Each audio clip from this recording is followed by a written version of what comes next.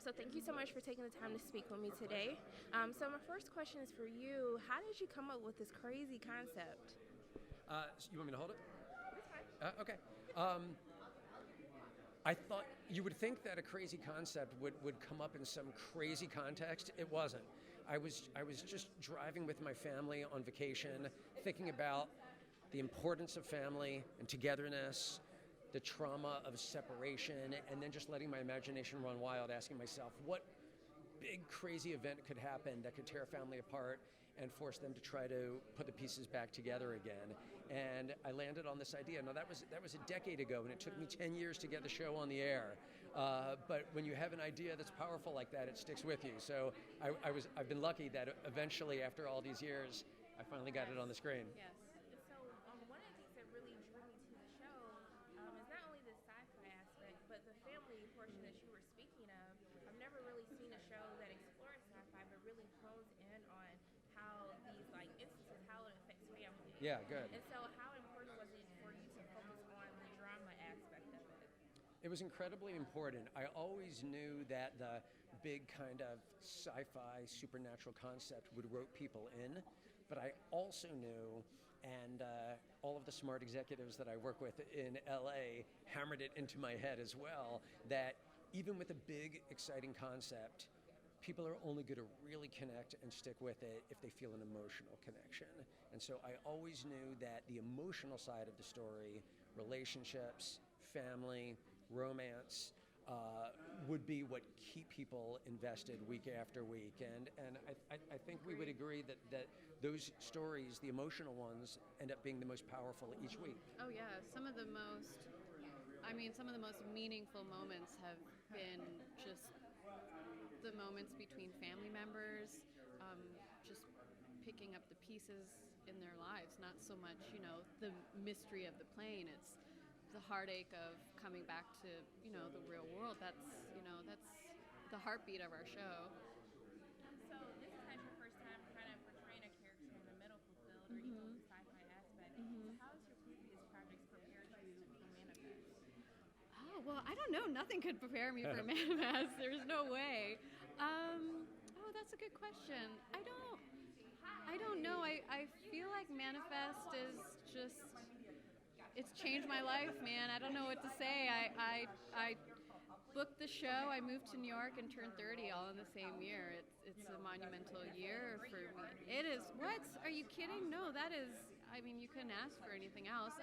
Not to say that those other jobs I haven't, you learn from every job, whether you're an actor or a writer, you take, those experiences and try to put them into your work. But nothing could have prepared me for this. I wish I had an answer, but no, this is That is an answer. That's a standalone moment. Yeah, no. One of the big themes of the show is, what would you do if you had a second chance? So has the show caused you to kind of reflect back on your personal life and kind of think about, if I could do something differently, what would it be?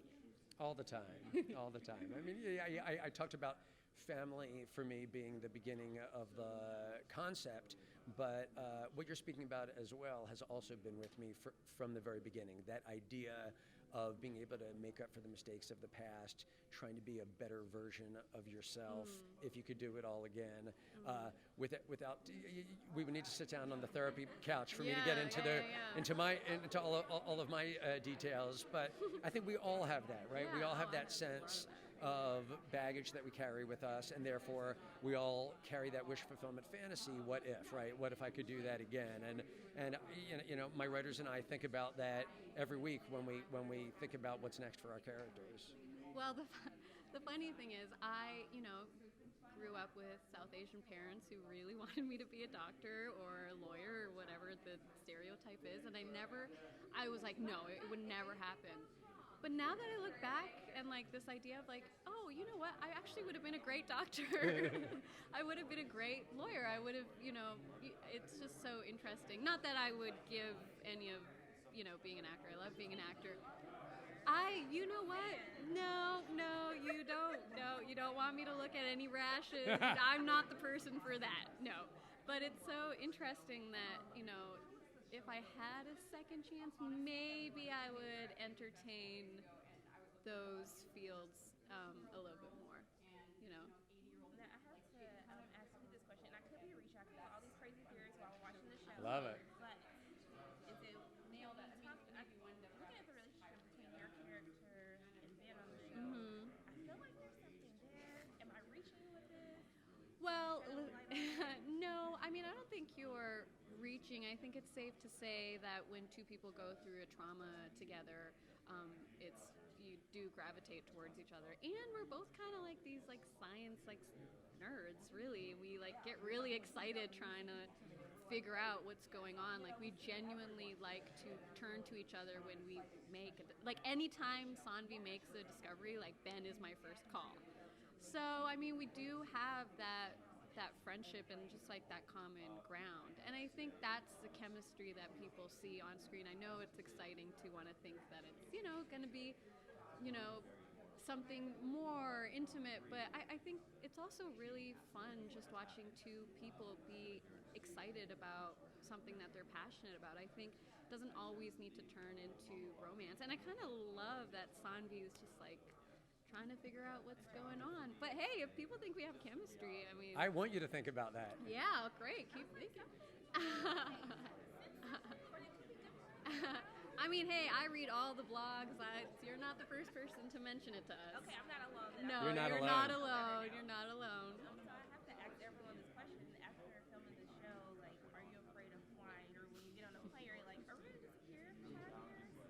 Well, I got on a flight from Toronto to New York, and I kid you not, I think I told you about this, the intercom came on, and it was, if someone wants to jump on a later flight, we'll give you a voucher. And I recorded it on my phone because I was like, I never heard that before until our show. The idea of like people getting money to jump on a later flight if a flight's oversold. I'd never actually like paid attention. Before you even get on the This was plane. on the intercom, and I looked at the guy next to me. I was like, don't do it. I was like, don't do it. But like being on a plane, I mean, I was always nervous. I'm a nervous flyer either way. So like if I start letting my imagination run wild, like I will not fly. I just won't be flying. So I got to keep it contained. We're flying back together. I said earlier. We are flying back together. I was like, I'm really happy to fly. Hopefully we make it back to LA. No, we will. We will. We will. We will.